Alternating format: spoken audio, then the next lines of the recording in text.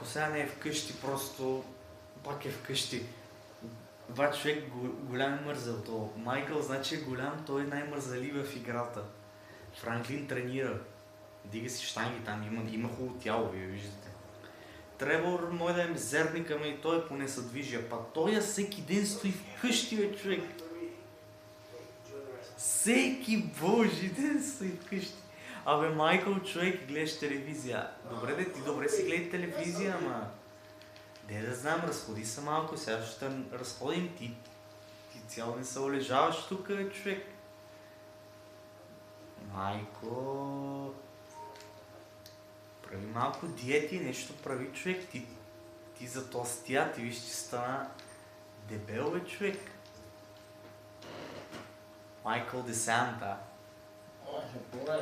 Айде. Я да го облечем с някакъв костюм хубав.